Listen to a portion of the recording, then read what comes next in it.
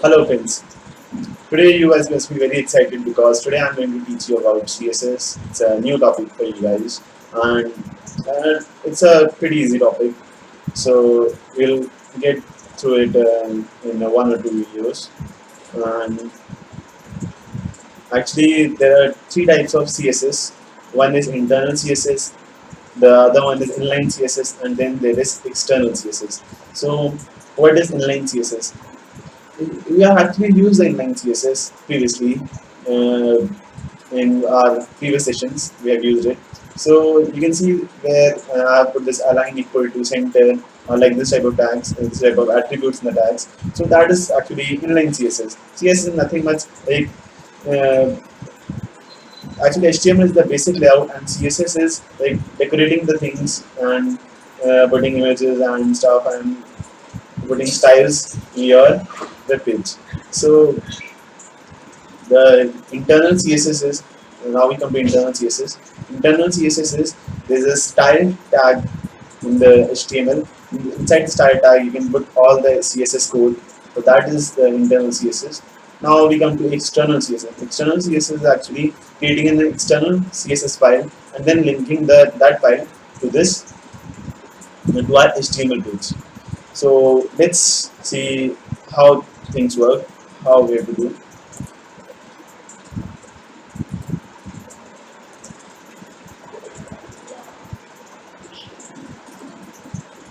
So this is a mock-up page that I have to create, that we have to create for this.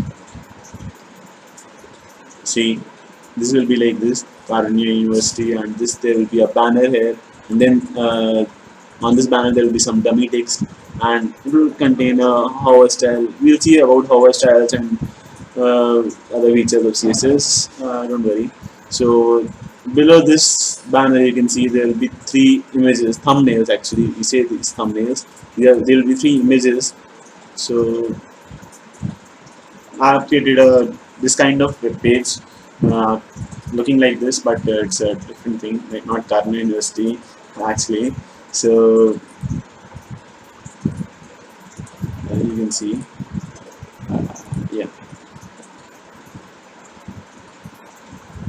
So you can see, actually it's not looking that much nice, but you can use the concepts of CSS, and this is actually like your creativeness, how far you can go with your creativity. So you can create your own web page. So let's see what's the code. Actually, this is, yeah.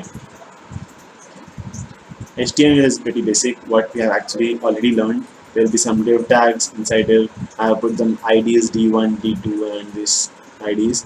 And then there is some dummy text. So then at last there is some D6 class, and inside this there are three images A, B, C dot JPG. So you can see these are the three images that are displayed. This A, B, and C images. So there is not much to explain in this HTML. So let's directly switch on to CSS.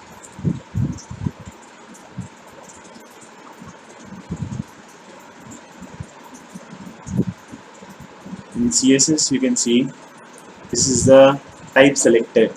Actually this star means like select all the document, like full document, full HTML part in the full body tag. And here I have written margin colon 0 pixel. This is like key value pair type thing.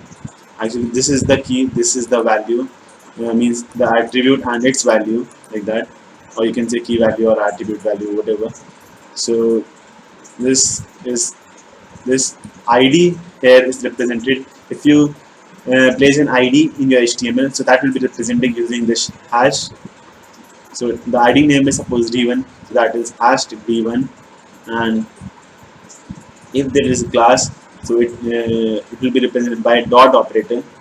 We will see here class D6 class, you know, already declared in HTML in some tag like div tag. So that is dot D6 class represented by dot operator. So these are actually type selectors, and then there is descendant types selectors. Like inside UL tag, there is li tag. So all the li tags which are inside the UL tag will have this CSS like this styling. So let's see. Actually, height is equal to 200 pixels. So the tag or the element associated with this ID, D1 ID, will have this height 200 pixel with 100%, and then background color blue. These are actually attributes and value pairs. Uh, so color is equal to black. Font family. Actually, you can insert fonts also in your CSS. This we can do through. I'll tell you. See, in this HTML, you can see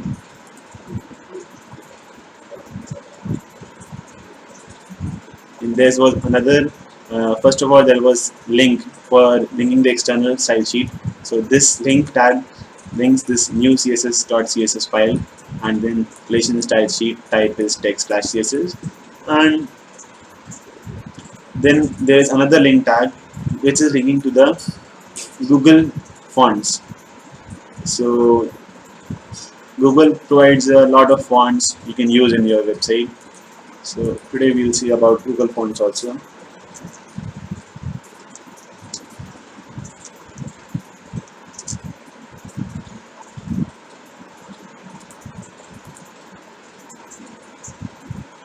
Inserting Google font is pretty much easy. So here you can see there are so many fonts in various languages. So suppose we take some font, what we type. Suppose this is this Droid Sans. You can see by increasing the size in pixels and bold, or you can do various styles in that. And if you like the font, so you can take it by simply clicking this plus signs. So it will be added in your family selected. In this, there will be written the CSS code as well as the HTML code. In HTML, just you have to copy paste this code, and in CSS, you have to wherever you have to put that font in whichever ID, in whichever type selectors. So you can copy paste this font family is equal to Droid Sans and Sans Serif. So just you have to copy paste it. So this was Google Fonts. Now let's move further to CSS.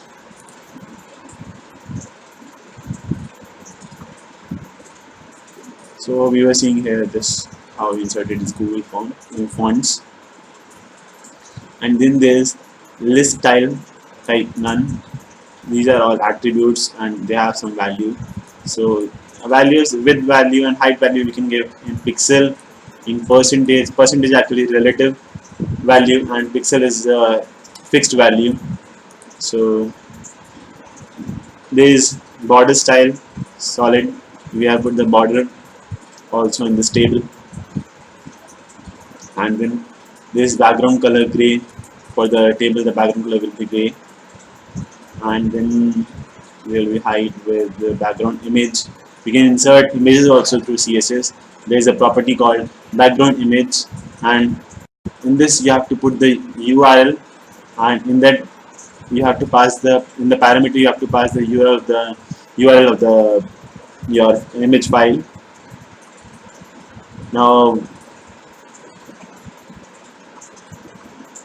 you can see this margin.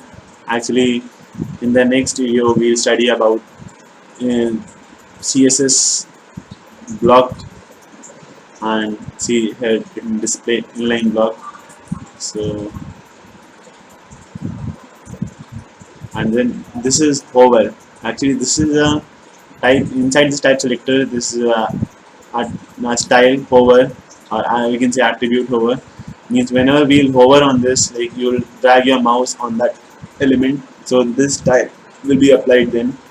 So you can see .t6 hover. So the class containing this d6, D6, sorry, the element containing this D6 class, when we hover on that element, so it will have the opacity 0.7.